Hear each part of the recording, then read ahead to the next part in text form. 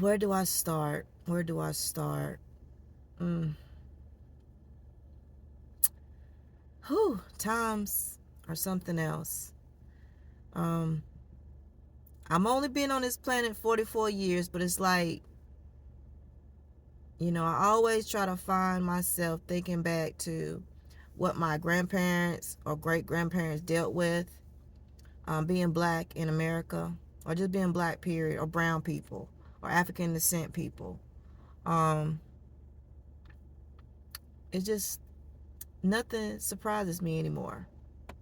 To be honest with you, I don't even watch the news. So as you see on the thumbnail, the attack in New Orleans, someone just purposely just ran into people. Not an accident, not, oh, I didn't see them. Purposely ran into people, meaning to cause severe harm to those people. Hate is real. I tell you, the devil is real.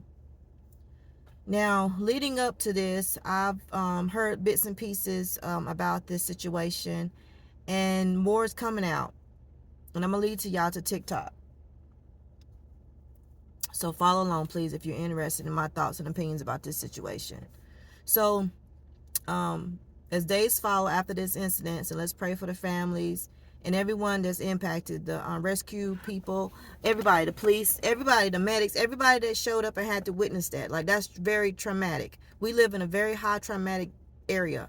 I mean, times in our life. Like, me personally, it's like nothing for me to see someone getting beat up, or it's nothing for where I live at to hear gunshots. You know what I'm saying? The next day, find out that someone passed away. Like, we are so much living in a time where there's trauma, like, and just to go back to, 100 years, ago, with people from my descent being hung, being taken out their homes, beaten, being raped, being, you know, brutally, tortured, every kind of way that you think possibly, and everyone still had to get up every day, find a purpose to get up and work, find a purpose to get up and live still.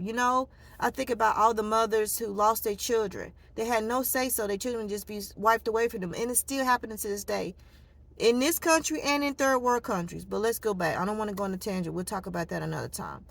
So moving forward about this the tragedy that happened in New Orleans is that this person who did it had been researching this area. This is from today, what I heard today, that they had planned this out. They had thoughtfully planned this out. They had, gone by, viewed the area, knew this event was going to be taking place, probably knew what time more people would be out in this particular area. They had this planned.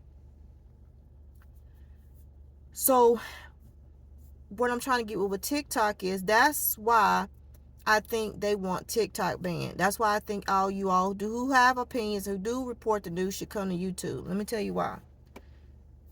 The news broadcast people would never come to me and ask me my opinion about the situation. If I was a bystander, innocent bystander on that day that was standing by watching this happen or seeing this happen, the news broadcast people would never come to me because of how I look. They automatically would assume something, right? And to be honest with you, a lot of people are afraid to go to the police and tell their story or their point of view of what happened. We all seen the YSL verdict. I mean, case, court on TV, trial on TV. I'm sorry. This gets me very emotional.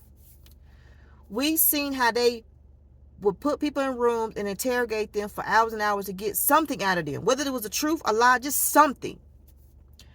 We watched on the YSL case how they took what people said and try to flip it on them. It's been going on like that forever, y'all. People are scared to tell people what they see or what they know.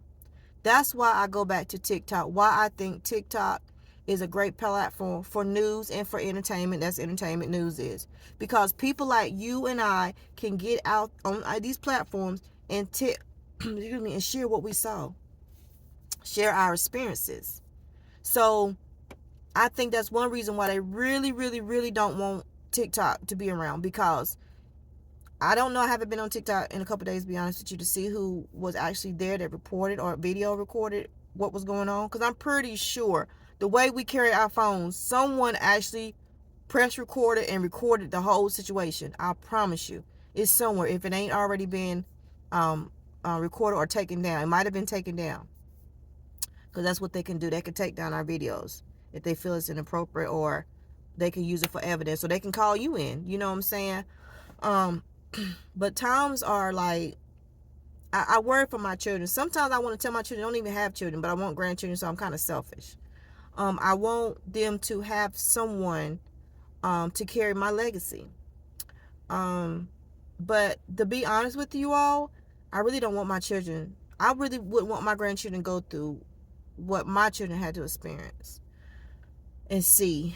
And we talk about these things as a family. And I allow them, although I have years of wisdom and experience, I still allow them to express their thoughts and opinions about this situation. Because it's very important how they process this trauma that we see every day. Every day. You driving by, you see a police officer got somebody pulled over. You see 3 or 4 carloads at the stop, but there's one person standing outside the car. You're like, why they need all these police officers for one person, you know? And we have these discussions in the car. Me and my children do. You know, it's just a lot to process. And I just always try to remember to take out time, go somewhere where I can find peace, and try to put all this, put all this together, if that makes sense. You know what I'm saying? Try to, pick the pieces apart the best I can. The best I can. It's not always easy to do that. It's not always easy to do that.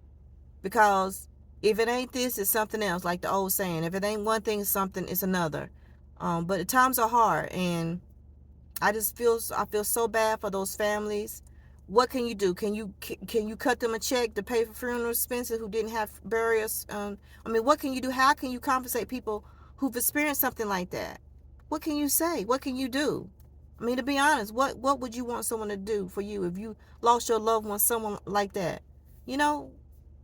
Me personally, there's nothing no one could say or do. There's nothing. So I just want to know y'all opinions and thoughts about, the times we're living in, and how are y'all processing this? How are y'all dealing with it? Like, as a whole, not just black and white, Chinese, just everybody. How are we processing? Are you just not looking at the news like I am, but you still some kind of way find out what's going on in the world? You find out what's going on in the universe. How are y'all processing that? Well, I just want to share my opinion, and hope you all can tap in and let me know how y'all think about it too. Thanks for watching.